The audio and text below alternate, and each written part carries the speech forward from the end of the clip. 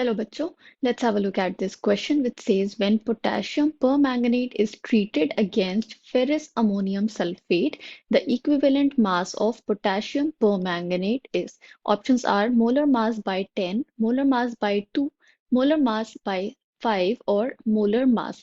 Okay, तो हमें बताना है कि जब पोटेशियम परमैंगनेट का रिएक्शन होगा या उसका टाइट्रेशन होगा अगेंस्ट फेरस अमोनियम सल्फेट, तो इक्विवेलेंट मास पोटेशियम परमैंगनेट का क्या होगा ये हमें फिगर आउट करना है. So the key concept here is equivalent mass. Okay, तो इक्विवेलेंट मास क्या होता है हम पहले ये समझ लेंगे. Equivalent mass is basically the number of parts of a mass that mix with or displaces 1 part of hydrogen, 8 parts of oxygen or 35.5 parts of chlorine. तो इसको अगर हम simple terms में समझने की कोशिश करें तो equivalent mass is simply the molar mass divided by n factor. Okay, तो n factor which is basically the number of electrons involve या जिसे हम वैलेंसी फैक्टर भी कह सकते हैं, और it is molar mass divided by the number of H plus ions present in the compound, और ये एसिड्स के केस में, और it is molar mass divided by the number of OH ions present in the compound. This is the case of a base. Okay, तो हम अगर इसको लिखना चाहें तो it is equivalent mass equals to molar mass divided by n factor. तो इसको हम जनरली और मोस्ट कॉमनली इस फॉर्म में लिख सकते हैं, molar mass divided by n factor. तो जो रिएक्शन हमें प्रोवाइडेड है और जो केस हमें प्रोवाइडेड है उस केस में हम n फैक्टर अगर फाइंड आउट करें तो हम उसका इक्विवेलेंट मास फाइंड आउट कर सकते हैं. तो रिएक्शन क्या है, potassium permanganate ferrous ammonium sulphate से रिएक्ट कर रहा है. ओके, तो potassium permanganate is an oxidising agent.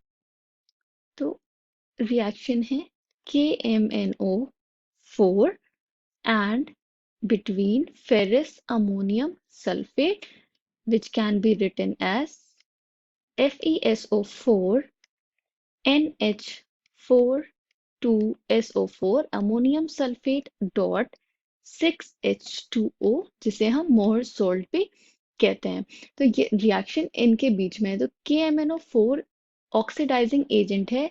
Basically reaction में क्या हो रहा है, फेरस आयन का ऑक्सीडेशन होगा. तो ferrous ion is Fe2 plus and oxidation के बाद मतलब के रिमूवल ऑफ इलेक्ट्रॉन्स के बाद या इंक्रीज इन ऑक्सीडेशन नंबर के बाद it is converting into Fe3 plus ions. This happens in the presence of KMnO4. अब +2 से +3 में जा रहा है यहाँ पे, तो इसका ऑक्सीडेशन हो रहा है. मीन वाइल जो KMnO4 ऑक्सीडेशन को एड कर रहा है ये खुद रिड्यूस होगा, राइट. तो KMnO4 कन्वर्ट होता है इनटू Mn2 प्लस आइंस में. यहाँ पे अगर हम देखें KMnO4 में manganese is present in +7 oxidation state. Okay, तो जब ये KMnO4 में प्रेजेंट होता है तो +7 ऑक्सीडेशन स्टेट में प्रेजेंट होता है. ये कैसे हमने फाइंड आउट किया हम ये भी देख लेते हैं. तो पोटेशियम जो एल्कली मेटल है इसका ऑक्सीडेशन नंबर हमेशा +1 लेते हैं हम. +X for manganese +4 oxygen atom into its charge -2 equals to 0 because ये एक न्यूट्रल कंपाउंड है. तो from here we will get 1 + x -8 equals to 0, x -7 equals to 0 और x is equal to +7. Okay, तो +7 से +2 में जा रहा है मतलब कि 5 नेगेटिव चार्ज का 5 यूनिट्स का चेंज आ रहा है. तो 5 इलेक्ट्रॉन्स अगर इसमें ऐड होंगे तो ये +7 से रिड्यूस हो जाएगा पॉजिटिव चार्ज टू +2, राइट. तो इस कन्वर्जन में जो change आ रहा है that is of 5 units and this is the n factor of for KMnO4।